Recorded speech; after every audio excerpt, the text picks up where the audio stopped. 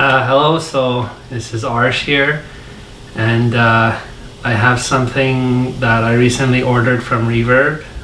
It's a 52-year-old guitar according to the serial number and the math. It's a Japanese Univox Hi-Flier.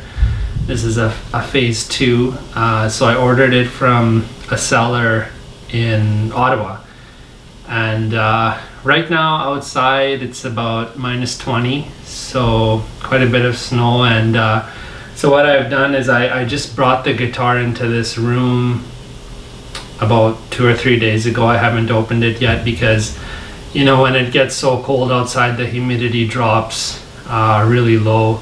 So I try to keep this room, you know, around 45%, about 21 degrees. So what I'm gonna do is I'm just gonna unbox, and then once I get the guitar out of the box, I'll just leave it in its case here for a few hours, and I'll come back and I'm gonna give the guitar a spin and see how it sounds and all that. But according to the description on the Reverb, it's in excellent condition. It's 52 years old. It's from 1970, made in Japan, Univox Hi-Flier. So I'll talk more about the guitar and the history of it. Many people probably know that it's associated most ubiquitously with Nirvana in the early history, like in 1989, 1990, around the recording of Bleach. So I'm just gonna unbox and see how this guitar looks.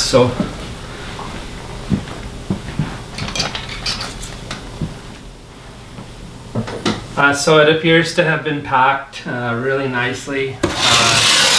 The seller was out in Ottawa there, and so it's packed with those packing styrofoam peanuts.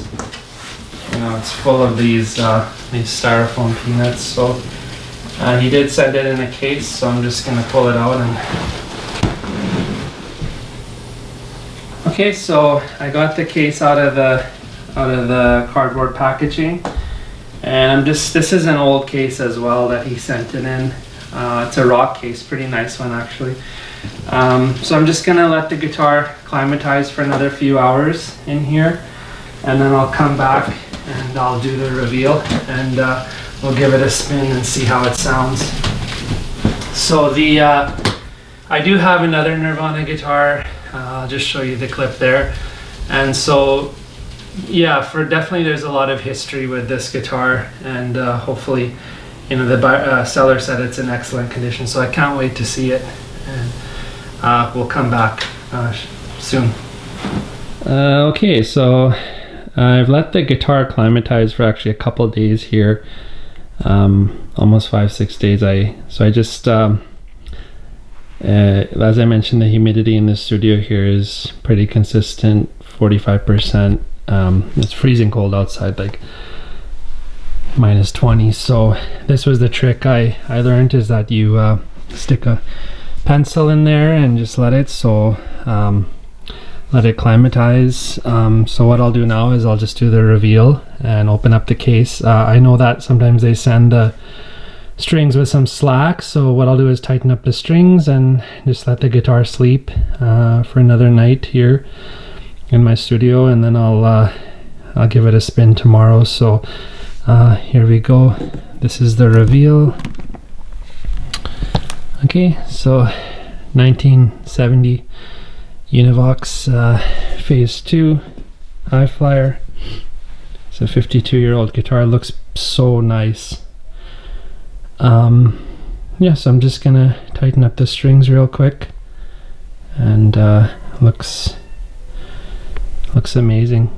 P90 pickups, sunburst, and we know this is a 1970 because it has the raised Univox logo, which they switched the logos after later in the production of the phase 2s.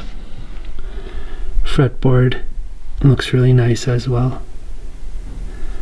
Here's the P90s, sunburst.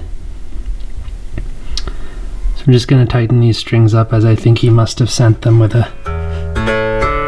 Actually, No, the strings are it's actually pretty much in tune, which is really interesting here. That is really amazing. The strings are in tune, which is really cool because this guitar has been shipped pretty much straight across the country from Ottawa here to Alberta, and it's been traveling for probably like 10-15 days here. And if you hear the strings, they're in tune, which is pretty cool. Has the Fender Jaguar style bridge there, so pure vintage stuff. So as I mentioned, this is the reveal. I just opened the case. I've let the guitar climatize, and the really cool thing, yeah, it's still in tune. So it made it all the way across the country in sub-zero weather, and it's in tune, perfectly in tune. So that's pretty cool.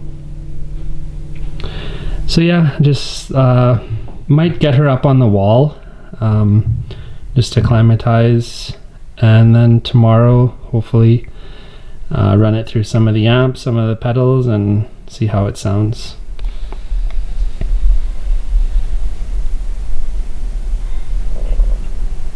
(1970) Univox Hi-Flier Phase 2. Japanese. Okay, so I have gotten the guitar out of the case and up on the wall.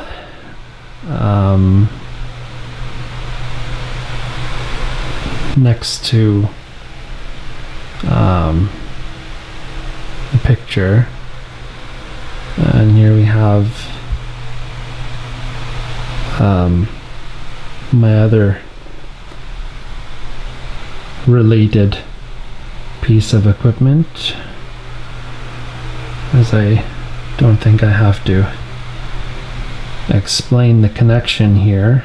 Most people would probably know. So you've got the Jaguar Special HH with the Duncan JB in the bridge, Jazz in the neck, and then you've got the Univox Hi-Flier. Of course, this one has P90s, but as almost all of my guitars have humbuckers, I would have gone for the Phase 3 or 4, which is actually the one he used, but I wanted P90s because all my guitars have humbuckers. So yeah, I give it a quick cleanup, and hopefully tomorrow I can give it a spin, see how it sounds. Okay, so as you can see, the Hi-Flier is up on the wall, and what I've decided to do is rather than just demoing it, I'm going to play one of my songs with the Hi-Flier, and I'm going to do that in the next video. So the link for that video will be in the description, and so in that one we can hear how it sounds, and I can just play one of my songs, so I can complete two things in one. I know they say kill two birds with one stone, but I find that I don't really like that analogy. Anyway, so yeah, I will play a song with my Hi-Flier in the next video, and we can hear how it sounds. So thank you.